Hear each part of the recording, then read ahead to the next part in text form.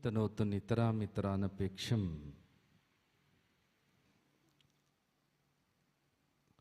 अंग्रिद्वयं निगमशाखिशिखा प्रबालम् हैरंबमंबुरुह dumber चौर्यनिघ्नं विघ्नाद्रिवेद शतधार दुरंधरो नः वामदेव मुखोद्भूतं नंदि गोत्रादिनायकं वृष्टिसूत्र कृतो वंदे मरुलाराध्यं जगद्गुरुम्।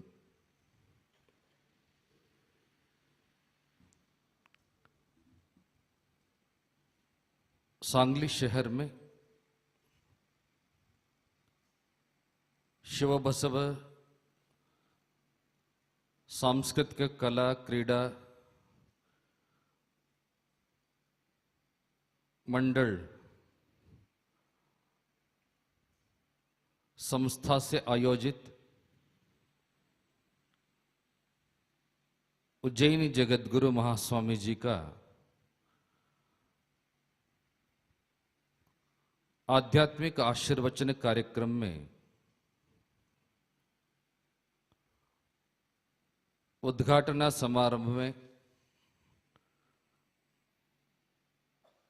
भाग लेकर के शिवयोगी स्वरूप उपस्थित होकर के अपना अमूल्य धर्म संदेश दिए हुए शटस्थल ब्रह्मी शिवलिंग शिवाचार्य महाराज बेळंकेकर, शटस्थल ब्रह्मी डॉक्टर शिवयोगी शिवाचार्य महाराज महिषाळकर, सांस्कृतिक मंडल के सभी पदाधिकारीगण, सांगली शहर के वीरशैव लिंगायत समाज के गण्यमान्य लोग,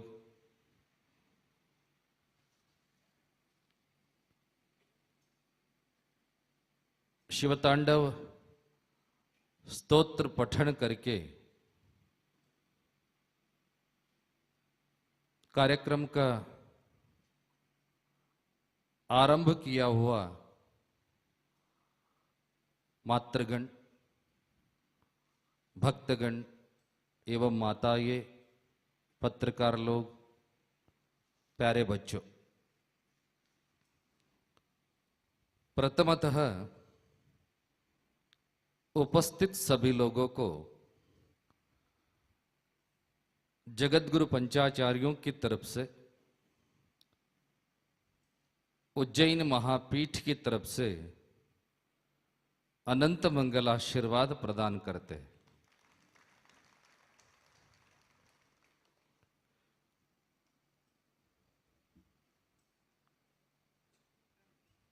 वक्तव्य दिए हुए उभय शिवाचार्य महाराजों ने सांगली शहर के बारे में, वीरशैव समाज के लोगों के बारे में अत्यंत उत्कृष्ट रूप से अपना वक्तव्य दिया है।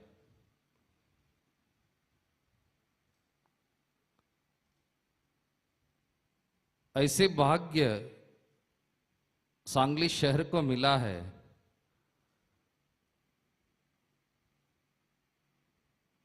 एक ही साल में दो कार्यक्रम रख करके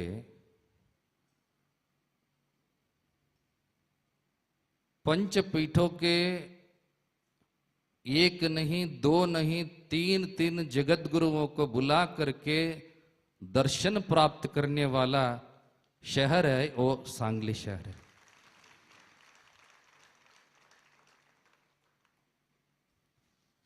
शायद काशी जगतगुरु महास्वामी जी का कार्यक्रम संपन्न होकर के 6 महीना बीता हुआ होगा।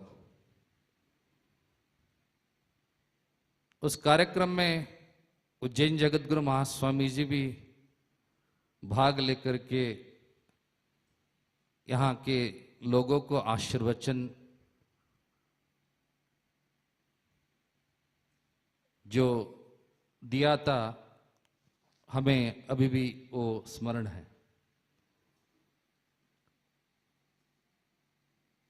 भारत देश एक ऐसा देश है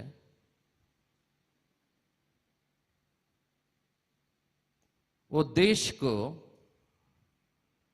सिर्फ देश की दृष्टि से जाना नहीं जाता, एक सुसंस्कृत राष्ट्र कहने का जो परिपूर्ण जो श्रेय जाता है वो भारत देश को जाता है। क्योंकि यहां जो हम संस्कृति देखते हैं, विभिन्नता में एकता देखते हैं, अनेकता में ऐक्यता देखते हैं, वो दुनिया के कोई अन्य देश में हम देख नहीं सकते। आपको याद होगा, भारत देश में एक जात के लोग नहीं है, एक धर्म के लोग नहीं है।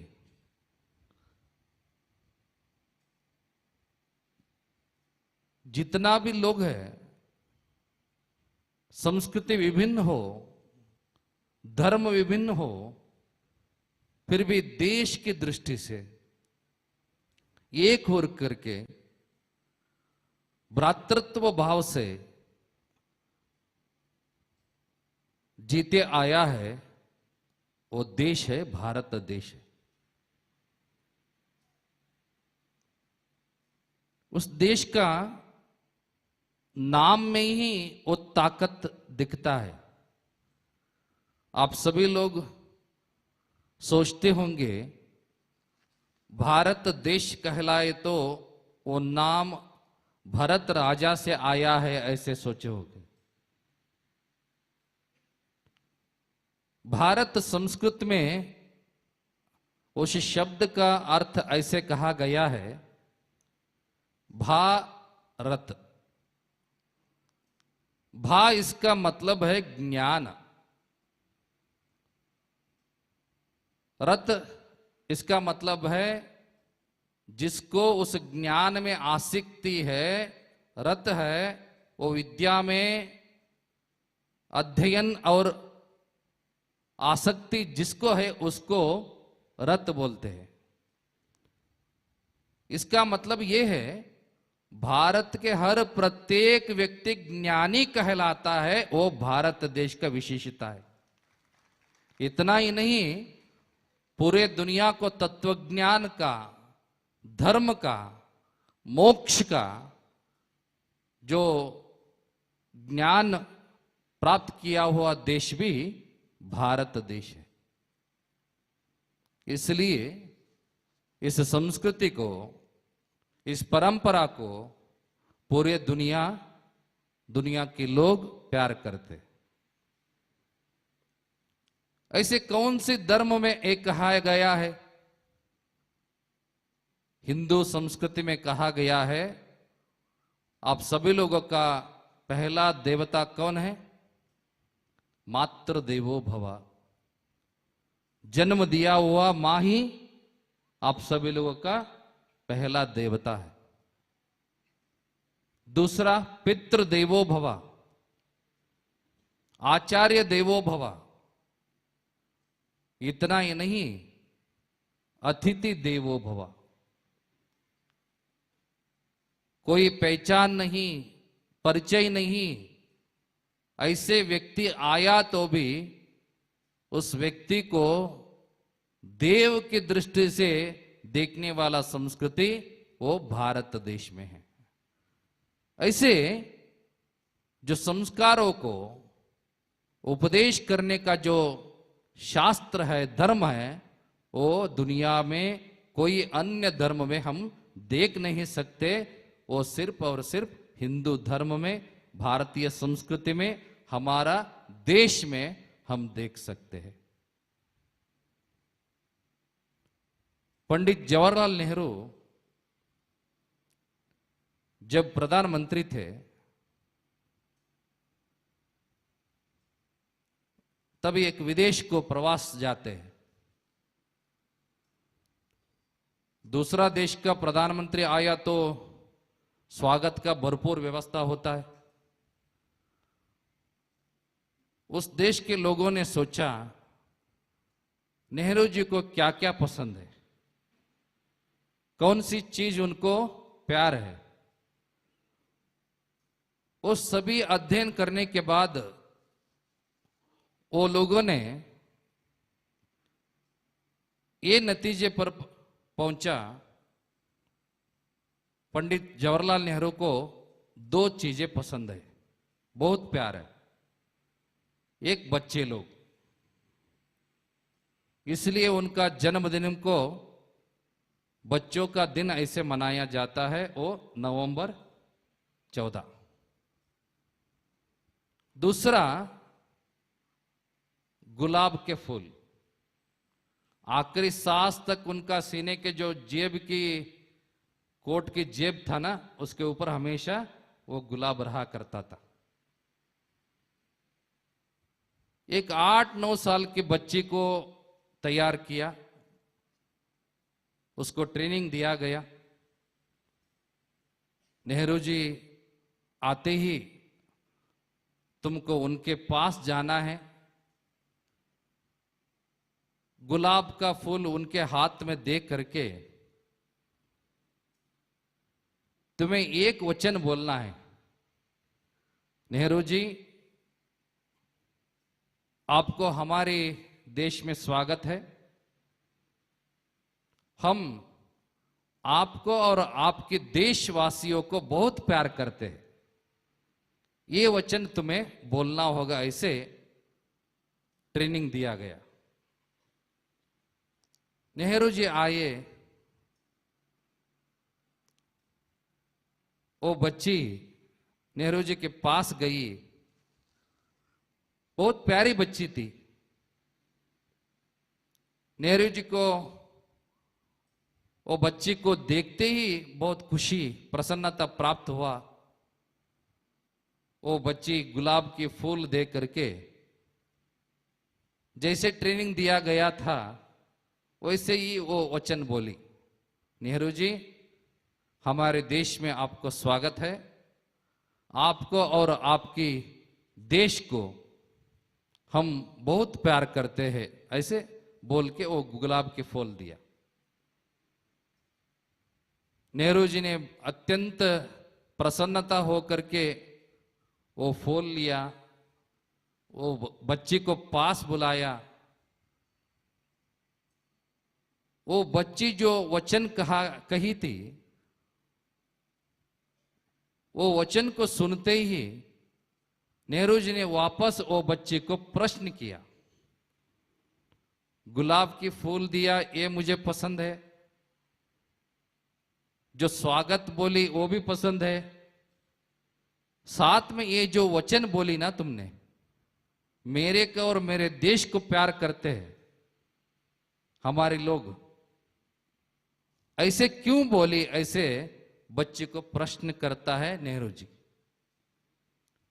जो आजू बाजू वाले लोग, उस देश के जो गण्यमान्य लोग आतंकित हो गए। तरबेत कितना दिया गया था, सिर्फ एक वचन बोलने का तरबेत दिया था। वो बच्ची को प्रश्न पूछा नेहरू जी, सब लोग सोच रहे थे ये बच्ची क्या उत्तर देगी। तब प्रश्न पूछा गया नेहरू जी को,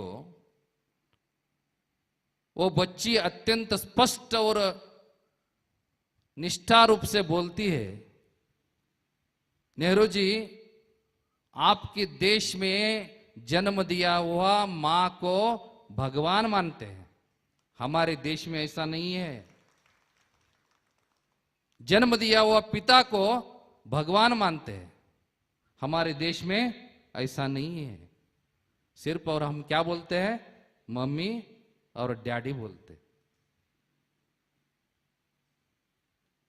एक अक्षर सिखाया गया व्यक्ति को भी गुरु का दर्जा दे करके, आचार्य कह करके, आचार्य देवो भव ऐसे बोल करके उनको भी भगवान के दर्जा आपके देश में दिया जाता है। हमारे देश में ऐसा नहीं है।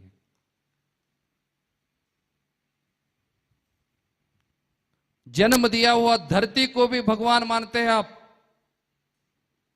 एक पेड़ को, पत्थर को, जल को, अग्नि को, वायु को, पंच महाभूतों को भी भगवान मानने का जो संस्कृति है पूरे दुनिया में एक ही देश में है, वो आपके देश है, भारत देश में है, हमारे देश में नहीं है।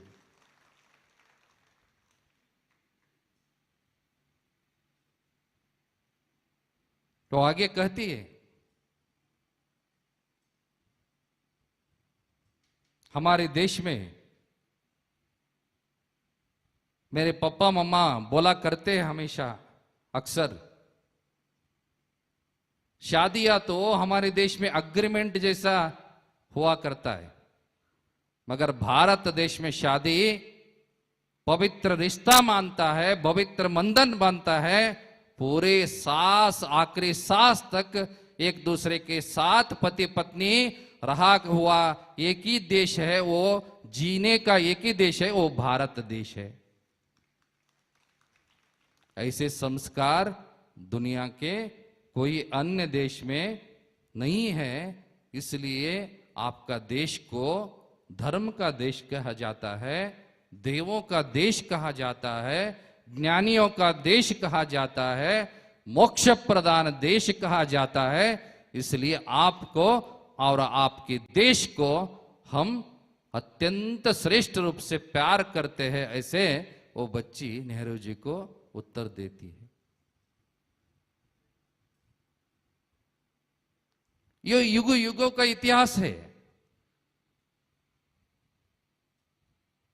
हम तो पढ़ाई करते हैं क्रिस्त शक 2024, इतना ही जानते हैं हम, मगर हमारा संस्कृति जो है, जैसे बेलंकीकर महाराज बोले, शिव संस्कृति है, अत्यंत श्रेष्ठ संस्कृति है। आप सभी लोगों को अवश्य जानना चाहिए। बेलंकीकर महाराज बोले, अपना मोबाइल के व्हाट्सएप पर आया हुआ एक कविता भी उन्होंने पढ़ा।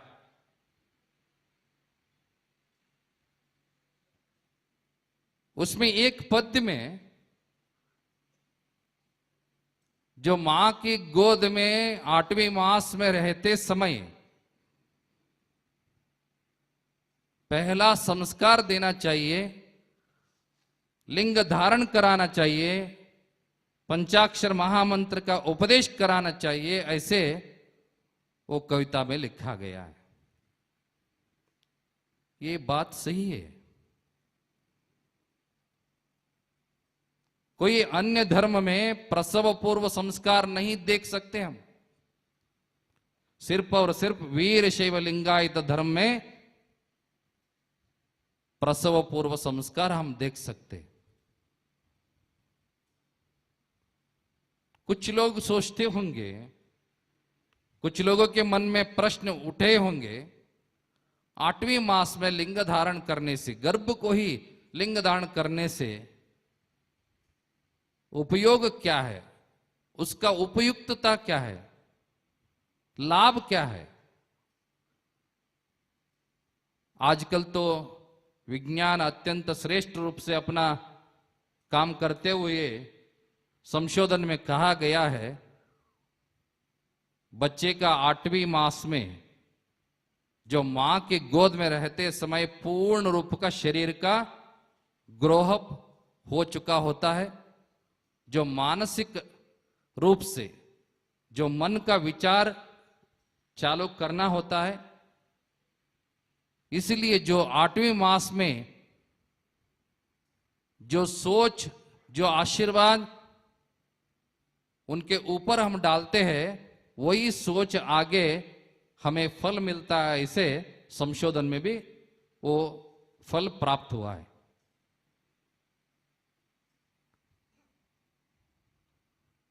एक कथा नहीं तो उदाहरण आप सभी लोगों को बताना चाहेंगे।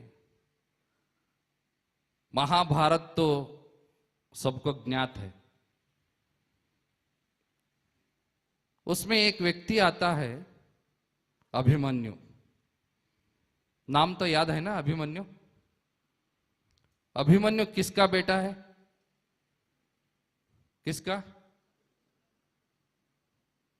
अर्जुन का बेटा है। अभिमन्यु का मां का नाम क्या है? कौन? सुभद्रा। सुभद्रा किसकी बहन है? श्री कृष्ण परमात्मा का बहन है। थोड़ा ध्यान से सुनिए। अर्जुन की पत्नी सुभद्रा, सुभद्रा श्री कृष्ण परमात्मा की बहन है। जब अभिमन्यु का 8वीं मास चल रहा था गोद में, श्री कृष्ण परमात्मा अपनी बहन को मायके लेके जाने के लिए आया। रथ में बिठाया सुभद्रा को। श्री कृष्ण परमात्मा रथ चलाया। रास्ते में चलते आते वक्त सुभद्रा को जो प्रयाण का बेसर न होना चाहिए, ऐसे सोच करके श्री कृष्ण परमात्मा चक्र व्यूह का कथा सुभद्रा को सुनाने लगा। चक्र व्यूह अत्यंत श्रेष्ठ युद्ध का एक व्यूह है। उसमें एक व्यक्ति प्रवेश किया तो वापस जिंदा नहीं आ सकता। 1,21,000 सैनिकों से जो व्यूह किया हुआ एक रचना है वो चक्रव्यूह। उसमें पदाति दल भी आता है, कत्ती दल भी आता है, बर्ची दल भी आता है, गज दल भी आता है, अश्व दल भी आता है। 1,21,000। वो चक्रव्यूह को भेद करने का मतलब प्रवेश करके वापस आने का जो ज्ञान है वो सिर्फ 2 लोगों को पता था। एक परमात्मा श्री कृष्णा को और एक उसका शिष्य है वो अर्जुन, मध्यम पांडव कहलाता है, वो अर्जुन को पता था। थोड़ा पीछे आना है। रथ में सुभद्रा को वो चक्रव्यूह को कैसे प्रवेश करना है, कैसे भेद करना है, कैसे शत्रु लोगों को मारना है, ऐसे वो विद्या ज्ञान सुभद्रा को एक उपदेश के रूप से श्री कृष्ण परमात्मा कहते आया, कहते आया, कहते आया। जो भी लोग कथा सुनाते हैं ना, आगे बैठने वाले लोग हाँ तो बोलना चाहिए, नहीं तो हूं तो बोलना चाहिए, नहीं तो कथा आगे नहीं जाएगा। सही है ना? सुभद्रा हाँ बोलने जा रही थी, कथा ऐसे ही आगे चल रहा था। तब तक कथा चला जब तक आधा कथा प्रवेश किया, आगे गया, सीधा मध्य में आकर रुका।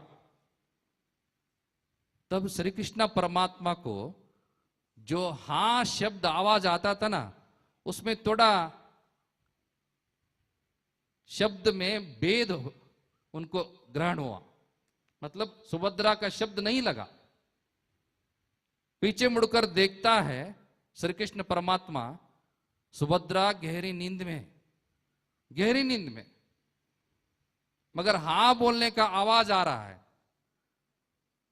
वो आवाज किसका? जो सुभद्रा की गोद में था ना, अभिमन्यु का था। कथा रुक गया। मध्य प्रवेश करने तक आधा कथा तक हुआ, बाद में रुक गया। आगे क्या होगा? महाभारत का युद्ध 18 दिन चला। जो 16वें दिन में अश्वत्थामा, द्रोणाचार्य सब लोग एक शपथ करता है, आज एक पांडव का संहार होना है। ऐसे व्यूह रचन करता है वही व्यूह चक्रव्यूह। देखिए थोड़ा सोचिए, ये जो व्यूह हुआ, ये जो कथा हुआ, अभिमन्यु का 21 साल हुआ था तब। कितना साल हुआ था? 21। तब पांडव लोगों का युद्ध का नेतृत्व करने वाले लोग कोई भी नहीं उपस्थित था। धर्मराज नहीं था, अर्जुन नहीं था, भीम नहीं था, नकुल सहदेव नहीं था। सब लोग चिंतित थे, आज युद्ध का नेतृत्व कौन करेगा। सब लोग चिंतित होकर के बैठे हैं। तब एक व्यक्ति आगे आकर बोलता है, आज मैं युद्ध का नेतृत्व करूंगा, चक्रव्यूह को प्रवेश करूंगा, चक्रव्यूह का विद्या प्रवेश करने का जो ज्ञान है वो मुझे पता है। सब लोग आश्चर्यचकित होते हैं, पूछते तुम्हें कैसे पता। तब वो अभिमन्यु बोलता है, मुझे वो विद्या ज्ञात है, प्राप्त हुआ है वो विद्या का आशीर्वाद। जब मैं मेरी मां का गोद में 8वीं मास में था, तब श्री कृष्ण परमात्मा मुझे उपदेश किया है, वो मुझे ज्ञात है। सोचिए, ये महाभारत का कथा है, मगर हमारी जो महाभारत का कथा कब हुआ, कौन सी युग में हुआ? द्वापर युग में हुआ। उसके पहले 2 युग है, कृता त्रेता। कृता त्रेता में भी हमारा आचार्य थे, हमारा वीरशैव आचार्य थे। महाभारत में ही ऐसा वैज्ञानिक रूप से वो कथा अभिमन्यु का हुआ है। मतलब इसका मतलब जान करके हमारा जो गुरु लोग, आचार्य लोग, शास्त्र का जो उपदेश करके 8वीं मास में ही लिंग धारण करके 8वीं मास में ही पंचाक्षर मंत्र का उपदेश करके तीर्थ पादोदक प्रसाद वो मां को प्राप्त करके गर्भ में रहा हुआ शिशु मांस पिंड नहीं है, वो मंत्र पिंड परिवर्तन होना चाहिए। गर्भ में शिशु है वो अंग रूपी नहीं बल्कि लिंग रूपी होना चाहिए।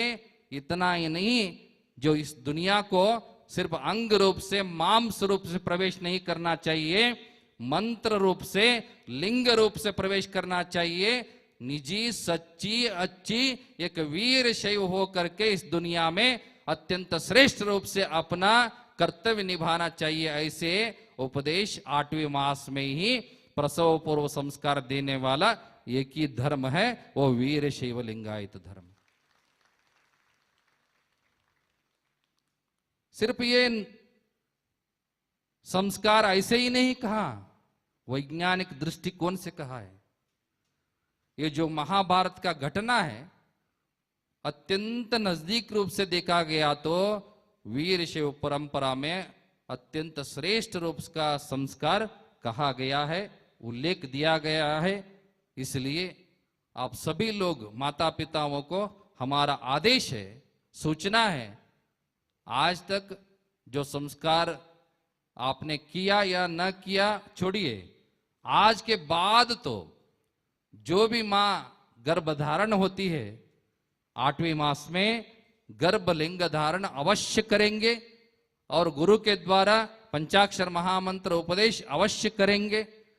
ये संस्कार हमको पालन करना ही चाहिए। ऐसे आप सभी लोग संकल्प किया तो, प्रतिज्ञा किया तो, वचन लिया तो यही इस कार्यक्रम का अत्यंत श्रेष्ठ उद्देश्य मानने का, अत्यंत शोभा और कार्यक्रम का श्रेय बढ़ाने का काम होता है। ऐसे विचार करते हुए सांगली शहर में सच में वीर शैव समाज के लोग अत्यंत श्रेष्ठ रूप का काम करते आया है।